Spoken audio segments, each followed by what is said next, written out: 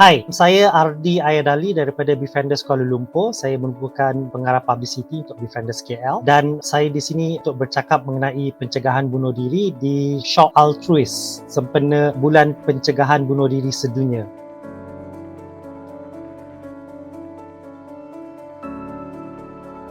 So, untuk tahun 2021, untuk statistik daripada Januari sehingga Ogos tahun ini, jumlah panggilan dan juga email yang kami terima adalah sebanyak 30,238. So, daripada segi konteks itu ialah dalam sebanyak 3,780 sebulan ataupun 126 sehari. So, kalau kita nak bandingkan dengan tahun-tahun sebelum ni, memang ada peningkatan sebab daripada tahun sebelumnya dalam purata sebulan dalam 3,300, tapi untuk tahun ni saja baru sampai Ogos sebulan puratanya sudah 3,780. So ada dalam 20% peningkatan.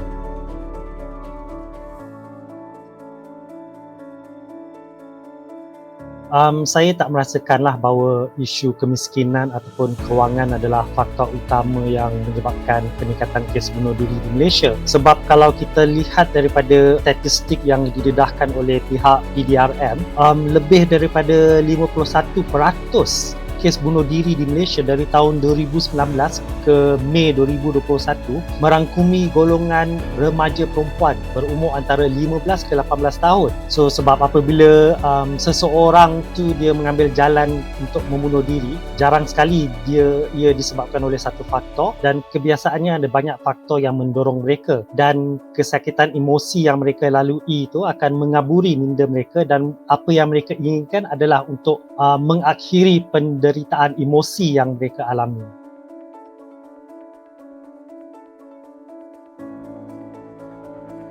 Sebenarnya bunuh diri ni memang boleh dicegah. So kenapa saya cakap begitu? Sebab sekiranya kita dapat detect dan kenali tanda-tanda bunuh diri pada seseorang, kita boleh bantu mereka. Kita juga boleh melihat faktor risiko ataupun risk factors yang menyebabkan seseorang itu lebih cenderung untuk membuat keputusan untuk membunuh diri. Jadi antara risk factor tersebut ialah mereka ada sejarah ataupun pernah membuat cubaan bunuh diri, substance abuse seperti pengambilan alkohol ataupun dadah yang berlebihan, mempunyai masalah kesihatan mental dan juga mempunyai akses ataupun senjata untuk melakukannya. Jadi untuk golongan ni, kalau kita boleh bantu mereka dengan memberikan rawatan klinikal yang efektif, kita berikan mereka sokongan yang berterusan dan kita berikan mereka cara untuk meningkatkan perhubungan, the connectedness mereka dengan keluarga, dengan community, dengan individu lain dan mengajar mereka coping mechanism skills, mereka ini boleh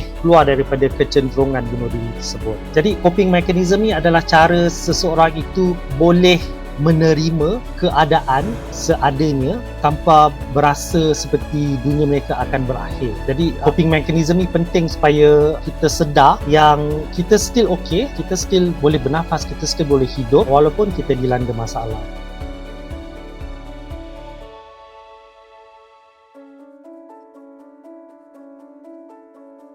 Jadi kalau kita lihat kepada Maslow's Hierarchy of Needs ni, asas dia ialah dia punya base dia adalah keperluan fiziologi dan ni termasuk keperluan asas manusia seperti udara untuk bernafas, air dan makanan, pakaian, tempat tinggal, tidur yang secukupnya dan asas kedua adalah faktor keselamatan termasuk kesihatan, keselamatan diri sendiri dan persekitaran, kewangan yang stabil dan kesejahteraan emosi. Jadi memang betul dua keperluan asas ni penting untuk membentuk base yang solid pada seseorang, tapi ada juga orang yang ada dua base ni tapi mereka still pilih untuk bunuh diri. Contohnya kalau kita lihat pada selebriti di barat ataupun di Korea yang memilih untuk membunuh diri. Jadi kita just tak boleh kata Maslow's hierarchy ni penting lah, tapi ada faktor lain juga yang menyebabkan orang tu memilih untuk membunuh diri.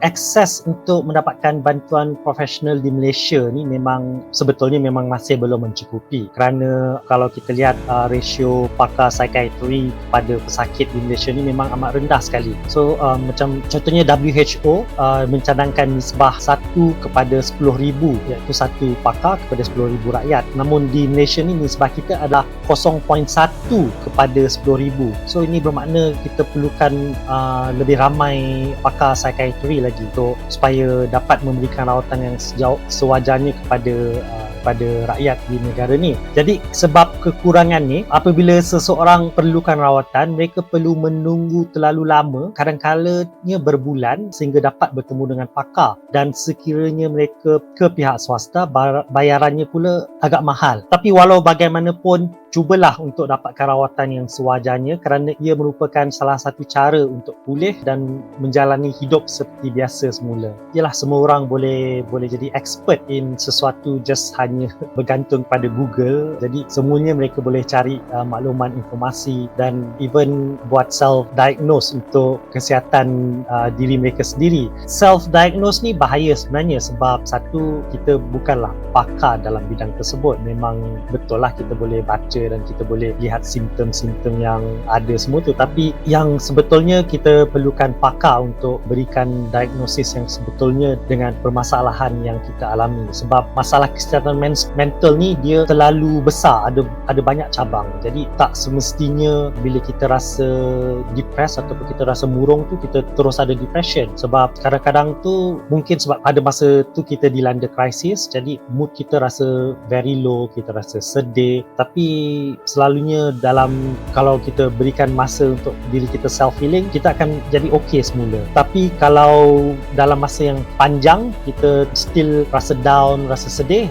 dan maknanya mungkin kita ada masalah kesihatan mental dan perlu mendapatkan diagnosis profesional untuk lihat apa masalah sebenar yang kita alami.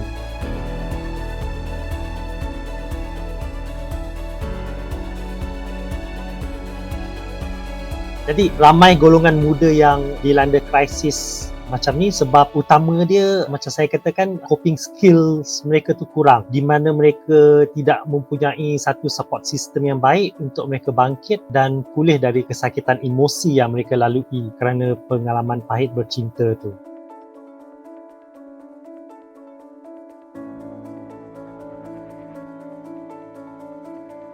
Kita pergi, memang stigma ni memang masih wujud lagi, dan ada ramai pihak, kerajaan maupun pihak swasta ataupun NGO giat meningkatkan kesedaran dalam hal ni, dan kita memang perlu terus bercakap mengenainya dan encourage mereka yang menderita kerana masalah ni untuk mendapatkan bantuan. Sebab yang paling penting ialah semuanya boleh bermula dengan diri kita sendiri. Daripada diri kita sendiri ni kita expand kepada keluarga, kepada komuniti, dan seterusnya kepada masyarakat. Dan yang agak penting sekali ialah kalau di laman sosial tu, janganlah kita jadi macam keyboard warrior yang suka sangat mencemuh dan memperlekehkan isu ni. Sebab kalau kita lihat memang agak toxic jugalah environment di social media bila kita bercakap mengenai isu kesihatan mental dan kes-kes bunuh diri.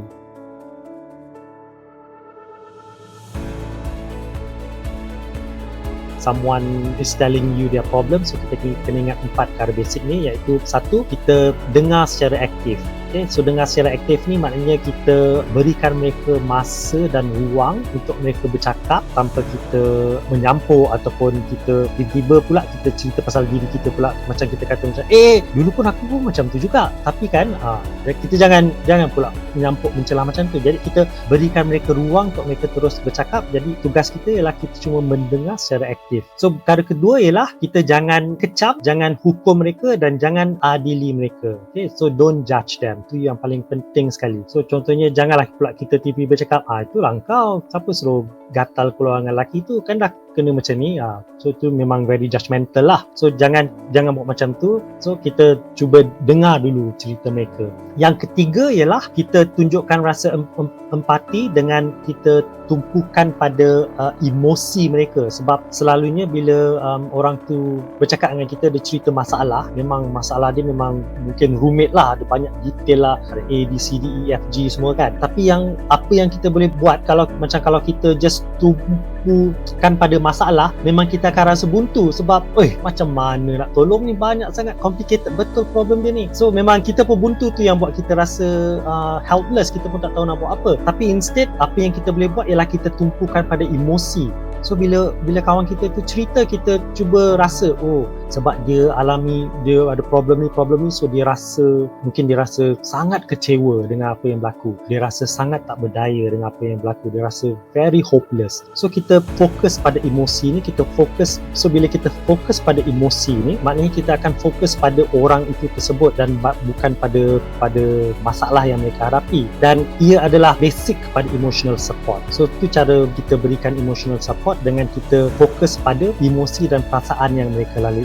Dan yang keempat, yang terakhir sekali, seboleh-bolehnya elakkan daripada memberi nasihat. Sebab satu, nasihat tu can come as judgmental, and dua, nasihat tu mungkin kadang-kadang akan nampak macam kita mempelekehkan orang tu, macam kita kata, macam orang tu akan fikir macam kalau kita kata alah ni simple aja, kalau girlfriend kau dah lari, kau carilah perempuan lain. It's not as simple as that sebenarnya. Jadi kalau boleh jangan berikan nasihat, tapi just fokus pada emosi orang tu.